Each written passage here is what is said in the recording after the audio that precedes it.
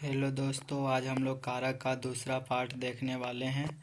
इसके पहले का पार्ट में 3 भाग पढ़ा चुके हैं। अगर उसे नहीं देखे होंगे तो पहले उस तीनों पार्ट को पहले जाकर उस वीडियो को देख लो, तब फिर चौथे वीडियो को देखते हैं। चौथा संप्रदान कारक।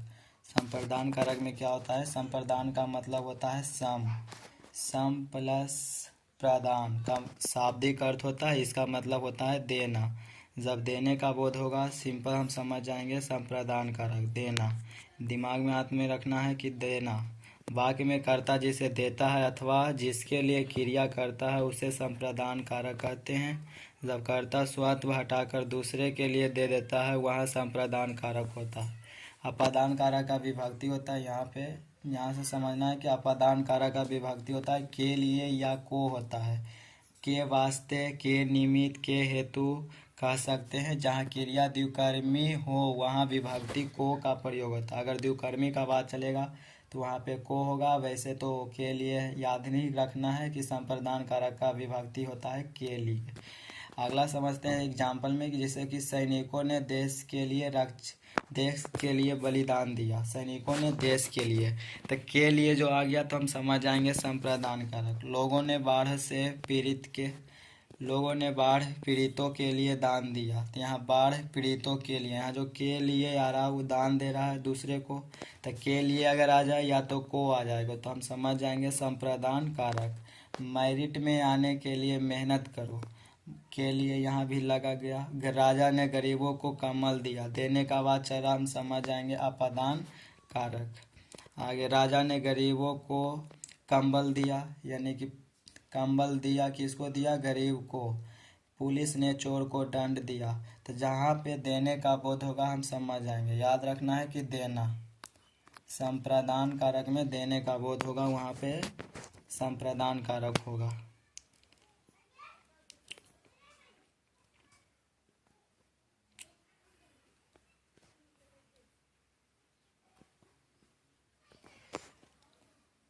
अगला कारक है अपादान कारक। संप्रदान कारक में हम पढ़ लिए कि देने का बोध होगा, उसका विभक्ति क्या होता है? का या के लिए।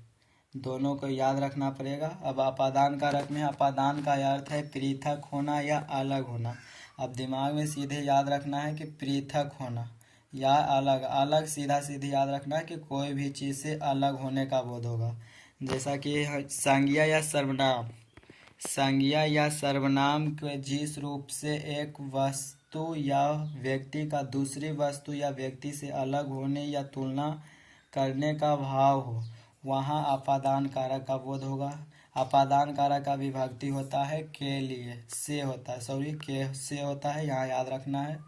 अपादान कारक का विभक्ति से होता है। आगे याद रखना है पृथकता के अलावा अन्य अर्थों में भी अपादान कारक का प्रयोग होता है। जैसे पेड़ से पत्ता गिरता है, मेरे हाथ से गेंद गिर गई, विजय शाला से घर आया, नदी पहाड़ से निकलती है। इसी तरह जहाँ पे से का बोध होगा हम समझ जाएंगे अपादान कारक का बोध हो रहा है। उससे ज़्यादा इम्पोर्टेंट है अलग होने का बात। जब अलग होने का बात चलेगा तो हम समझ जाएंगे अपादान कारक। अगला पहचान के अर्थ क्या है कि यह मारवाड़ से है, से लग गया। पोस्ट ऑफिस स्कूल से दूर है, यहाँ पे देख सकते हैं पोस्ट ऑफिस स्कूल से दूर है। यह मारवाड़ से है। विमला सीता से लंबी है। फिर शिष्य गुरु से शिक्षा ग्रहण करता है। उसी तरह हो गया अपादान कारक। आगे देखते हैं। अगला है संबंध कारक। संबंध कारक में क्या होता है? इसमें कि शब्द का वह रूप जो दूसरे संज्ञा या सर्वनाम शब्दों से संबंध बताए या संबंध कारक कहलाता है। संबंध का मतलब हम लोग समझ रहे हैं कि रिलेटिव का जब बोध होगा, रिलेशन का बोध होगा तो हम समझ जाएंगे संबंध कारक। संबंध कारक में और एग्जाम्पल क्या है कि संबंध कारक की विभक्ति होता है का, के, की, रा, रे एवं ना, ने, नी। भेद इस प्रकार है। जैसे स्वामित्व में आता है, जैसे अजय की पुस्तक गुम हो गई। पुस्तक गुम हुई लेकिन किससे संबंध है? अजय से। अजय से संबंध है, इसलिए ये हो जाएगा संबंध कारक। संबंध का बोध होगा, संबंध कारक हो जाएगा। आगे देखते हैं। अगला एग्जाम्पल में है कि अपना पर्स संभाल कर रखो। अपना पर्स, पर्स जो है अपना है, अपना संबंध के बारे में बता रहा है यहाँ पे। फिर उस रिश्ता अथी, मेरा चश्मा बहुत कीमती है। कीमती है लेकिन मेरा चश्मा, मुझसे संबंध है चश्मा में। विजय अजय का भाई है।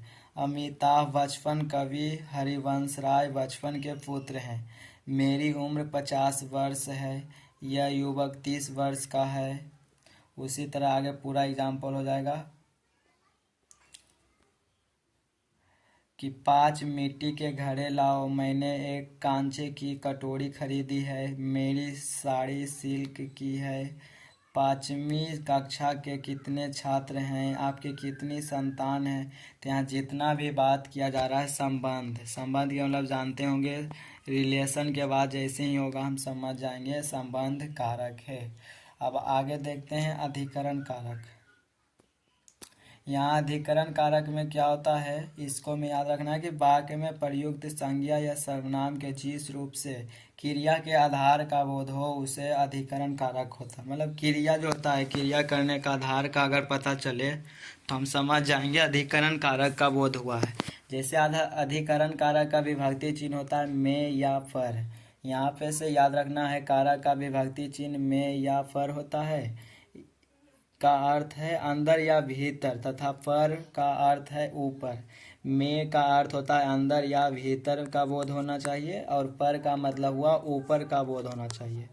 आप लोग समझ रहे होंगे। यहाँ में का अगर एग्जाम्पल लेते हैं, में के साथ एग्जाम्पल लेते हैं, तो इस मंदिर में कई मूर्तियाँ हैं। इस मंदिर में कई मूर्तियाँ, तो में का बोध हुआ यहाँ पे। आगे है उस कप में चाय है, तो कप में आ गया यहाँ पे। यहाँ पे देख रहे होंगे में का बोध हो रहा है। मेरे पर्स में पैसे व ड्राइविंग लाइसेंस हैं, तो यहाँ पे में आ रहा है। फिर उसके बाद टायर में हवा कम है, बगीचे में छायादार पेड़ हैं, तो यहाँ पे जितना भी हम देख रहे हैं एग्जाम्पल सभी अधिकरण कारक का है। अगला है कभी कभी में का प्रयोग बीच या मध्य के रूप में भी होता है। जैसे राम और श्याम में गहरी दोस्ती है, यहाँ भी में का प्रयोग हुआ। फिर उसके बाद भारत की संस्कृति विश्व में विशेष स्थान रखती है। पीटी उषा का नाम श्रेष्ठ धावकों में है। उसी तरह आगे और देखते हैं।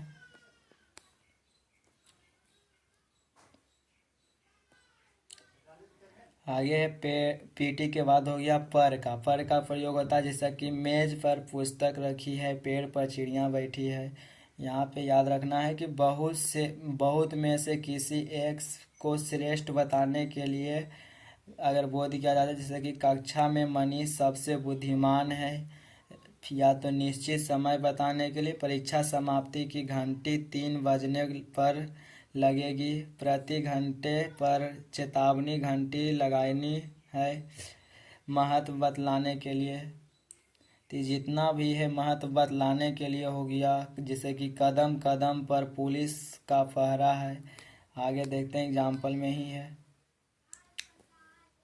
आगे बहुत से सैनिक सीमा पर तैनात हैं, हमें अपनी जुबान पर अटल रहना चाहिए। जल्दबाजी बतलाने के लिए वह तो, या तो जल्दबाजी बतलाने के लिए का मतलब हुआ वह तो घोड़े पर सवार होकर आता है। इसी तरह अब अगला देखते हैं संबंध कारक।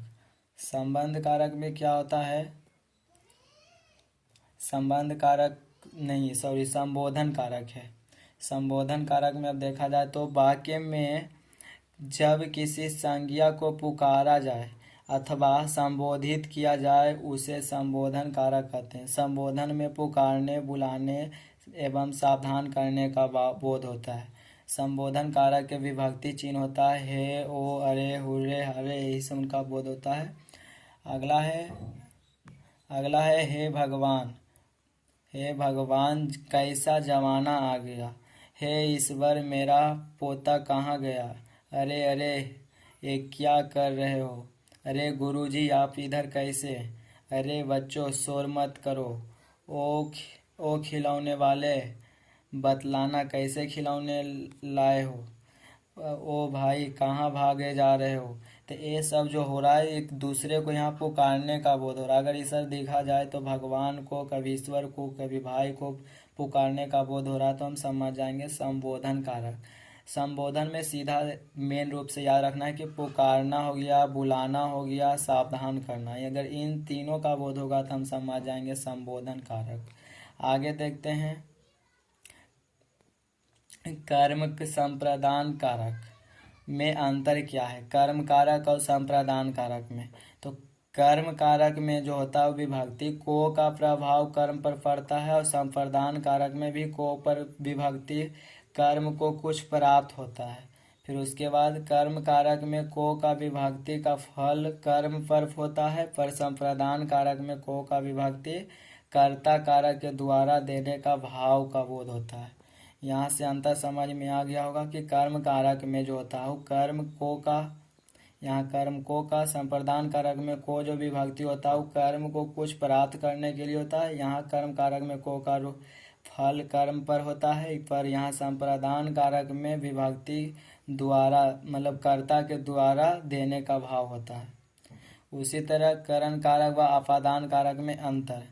करण कारक में जो से होता है विभक्ति चिन्ह वो क्रिया का साधन है, जबकि अपादान में से अलग होने का भाव होता है। करण कारक में से जो है क्रिया का फल प्राप्त होता है, जबकि अपादान कारक में जो से होता है वो तुलना, दूरी, डरने या सीखने का भाव होता है। आप लोग को समझ में आ रहा होगा यह अंतर। अगला में है थोड़ा सा और कि संज्ञा की कारक की रचना। जैसे कि संस्कृत में भिन्न आकारांत पुल्लिंग संज्ञा के वचन में अंतिम आकार को एकार में परिवर्तन कर देते हैं। जैसे घोड़ा, घोड़ा को घोड़े ने, घोड़े को या घोड़े से। संस्कृत में भिन्न शब्दों में विभक्ति का प्रयोग होने पर संज्ञाओं के बहुवचनात्मक रूपों के साथ ओ या यों प्रत्यय जोड़ते हैं। जैसे गधे गधों ने, गधों ने को, गधों को गधों से, डाली डालियों ने, डालियों को डालियों से।